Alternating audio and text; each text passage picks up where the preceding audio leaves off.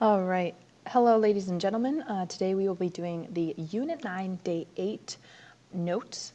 This will be covering a very basic introduction to holes and vertical asymptotes.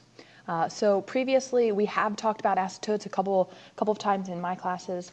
We've done horizontal and vertical asymptotes based on shifts. But today the difference will be now all of a sudden you're going to have x's on the top. So all the examples that we've been looking at before were examples like this, where you maybe had a 3 over x minus 1 plus 4, and you could say, oh, you have an asymptote there and an asymptote there. That is on the cases in which you have a whole number on the top. If you have a variable, for example, an x on the top or an x on the bottom, then it plays by slightly different rules. So up top here it says, for what values of x would the following rational expressions be undefined? This is going back to kind of similar to what we did with the asymptotes, basically saying look at the denominator and say that it cannot equal 0, therefore x cannot equal 2. So for these top ones, just going through and looking at the denominators and saying what x cannot equal. Now I do want to remind you that this video is only going to be about 15 minutes long, so I'm going to go ahead and keep moving forward, but I do encourage you to still do those at the top of the paper. If you need a moment, if I'm moving too fast, please remember that you can pause this video, pause it, and go ahead and do these top problems. And then the answer key will be put, or is on Canvas already, so if you want to check your answers while watching this video or after this video, you can feel free to pull that up. So, moving on, it says, when graphing rational functions that have variable expressions in the denominator, there will be a value or possibly several values that make the expression undefined. So very similar to what we talked about up here, right? This value of x makes it undefined. It doesn't work. These cause places in the graph to be called discontinuity. Yeah, I always get this word. Discontinuity.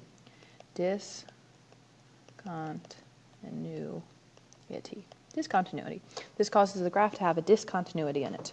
There are two types of discontinuities that we will be focusing on. The first is going to be asymptotes, which we should already be very familiar with. I will also say we will be focusing primarily on vertical asymptotes. Okay, vertical asymptotes. These are the lines that they approach but never touch, so it sound familiar. And then the second one is a hole-like in the graph. This is called the point of discontinuity. And it's exactly what it sounds like. It's just a small hole in the graph. So if you were doing a straight line and then all of a sudden just this single value doesn't work, you would draw a hole like that. So, it's still a whole graph, doesn't interrupt the graph. Unlike asymptotes in which you run kind of along them, holes you actually just kind of skip over. Okay? So let us look at, well, I kind of just showed you an example.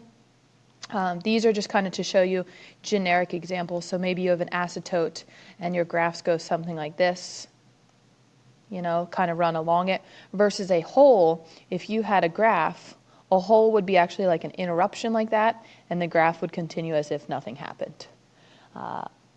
So what does that look like in a mathematical problem? So if we look at this first example, it's already factored for you and everything. Take notice that you have an x plus 4 on the top and an x plus 4 on the bottom. So very similar to saying, well, if you have 4 over 4, they can kind of cancel each other out. These two problems will cancel each other out, and you can simplify this to just being 4 over x minus 9. Now, you always have to be very careful whenever you cancel out variables, because that means you lost something. But we are going to be smarter than that and not lose something. We are going to use both of these. So originally, before we canceled anything out, we would have said that x cannot equal 9 and x cannot equal negative 4. Right? Before we canceled anything out, those would have been our discontinuities from before, our asymptotes. But since these two canceled out, this one over here, this x equals negative 4, that is where we would have a hole. The one that did not cancel out is where we're going to have a vertical asymptote. Okay, so if you were to graph something like this, you would still have your vertical asymptote at positive 9. You would still have your curves, just like we did in previous, because, the top is just a 4. So our curves would be something along the lines of this and this. But keeping in mind that when you hit negative 4, way over here, you're going to have like a hole. So your graph would look something like that, where you have your asymptote and then a hole over here at -4.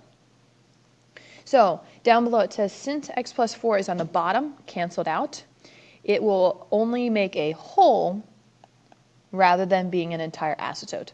So instead of being a dashed line like this that we have to kind of avoid or kind of run alongside of, the hole, you don't run alongside of it, you just kind of skip over it. The x minus sign on the bottom did not cancel out, so this will be a vertical asymptote. And that's kind of the big gist of today.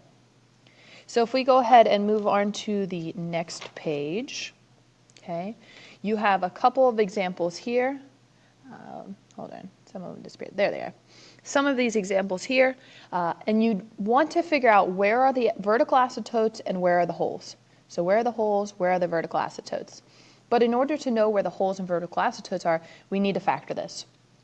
So remember your different factor rules. I will say most of us for these problems, don't worry about the AC method.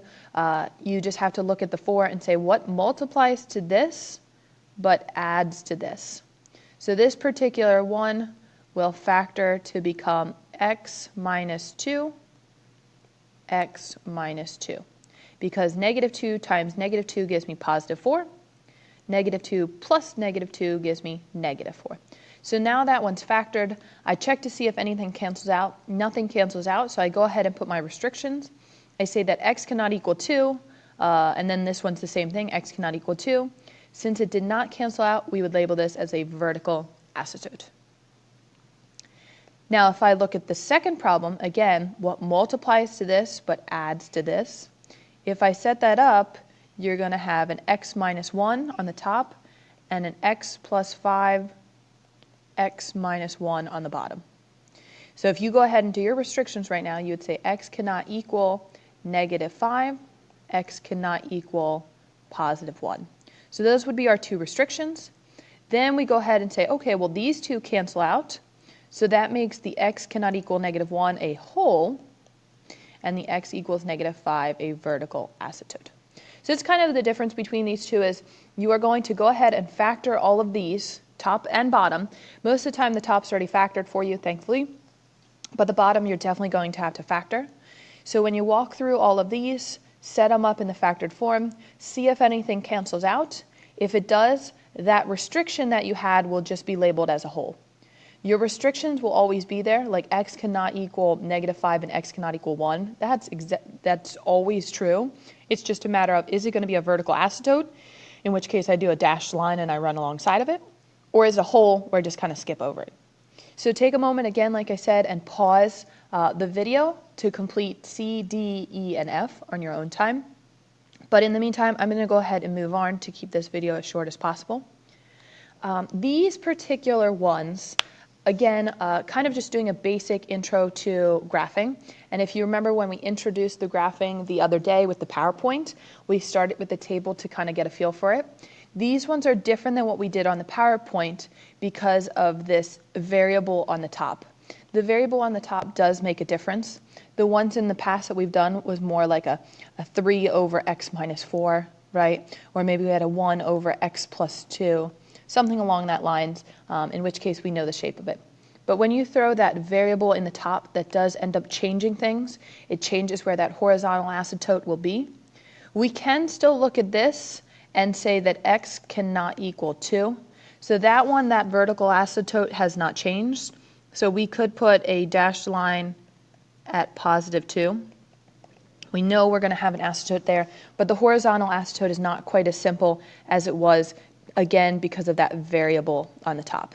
So if we just take a moment and kind of plug in a -3 on the top and -3 on the bottom and calculate these, you're going to get a 0.6, 0.5, 0.3, -1, 3, 2, 1.6 repeating.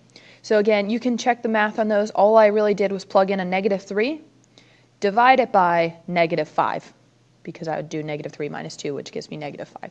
So I kind of just went through and calculated those all on a calculator, and then I come over here and I graph it. So I'm at -3 and 0.6, -2 and 0.5, -1, 0.3, 0, -1. Then we have go on the other side, because that kind of gave me enough to kind of make the curve on this side.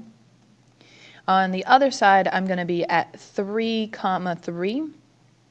I'm at 4, 2, and 5, 1.6. So this one kind of is taking a curve and flattening out there. So it's a little bit harder to see the asymptote in this case, again, because of that variable. That horizontal asymptote is not as clear, but if we get enough points, we can kind of get that curve. So for the next one down, again, I would recommend you pause the video, set up the X and Y table, pick some values. You can pick the same ones as me as if you want. Always start off with saying where's your asymptote going to be. So this one's going to be at x equals 1. Put your asymptote in there, and then maybe pick values, because your asymptote moves around a lot. So if you pick the same numbers as over here, you might be pretty close to that asymptote and things like that. So pick numbers that are respective to this problem. And again, that answer key is going to be on Canvas. Moving on to the very last page to show you some examples of wholes, and then we'll call it a day. This one you need to factor the top. So if I go ahead and factor the top out real quick, this is a difference of perfect squares, so I know it's going to be a -3 and a +3. And then on the bottom, I'm going to have an x plus 3. So right off the bat on the bottom, I know that x cannot equal -3. But then if I use my rules, these two cancel out, which actually makes this a whole. So this is not something you want to start by graphing. Unlike asymptotes, you put that in first. Wholes, I personally actually save for later, because I want to go through and actually graph my whole problem and then go back and say, where's my whole going to be? So if I rewrite the problem, I'm going to have y equals x minus 3. Everything else canceled out, and I just need to graph this. This is a linear equation with your m and your b. So my b tells me that I'm going to start at -3.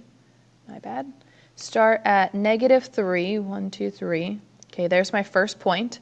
My slope is a 1 over 1. So that means I'm going to go up 1 over 1, up 1 over 1, up 1 over 1. Okay, so I could go ahead and draw in my line going this direction. Then when I start going this direction, sometimes people get carried away and they're like, whoosh, right? And they're like, I'm done. But be very careful, because at -3, you have a hole. So when you start getting there, there's -1, -2, and then I'm about to hit -3, but remember there's a hole there, so I frequently just kind of do it that way. Now, I would say this pen doesn't allow me to kind of erase individual sections. So me personally, a lot of times I just kind of draw my line, and then wherever my hole is, I would erase that particular section and kind of draw in a hole then and say, hey, look, here's my line, there's my hole. Because holes kind of always put it on last. It's the one section that it is avoiding. So with these following problems, again, I would factor the top. This would become an x plus 3, x plus 4. Still state your restrictions based on the bottom before you cancel anything out. So you'll want your restriction to be at -4. Then it cancels out, which makes that a whole. And then graph this. And sometimes it'll, maybe sometimes it'll have both, a vertical asymptote and a whole. That's okay, it can have both. We'll actually look at some examples tomorrow of both, but right now just kind of looking at them individually. So this one, again, you're going to have your M and your B. Graph it like a straight line, and then when you hit that -4, wherever it is, if it's down here, if it's up here, if it's here, if it's here, wherever your hole hits, wherever your graph hits, just leave a little opening. So again, I would probably graph this line. We're at +3, your slope looks something like this. Graph this line, and then go back with your eraser and say, okay, where did I cross -4? Ooh, here's -4. Erase that section and put an open circle, and you'll be done. So again, just kind of a very basic introduction to holes versus vertical asymptotes. So I remind you that any of the sections I did not cover, you are still expected to go back over. There is no homework, and tomorrow will be another work day with some practice, so hopefully allowing you some time to ask questions and look at some examples with both a hole and a vertical asymptote.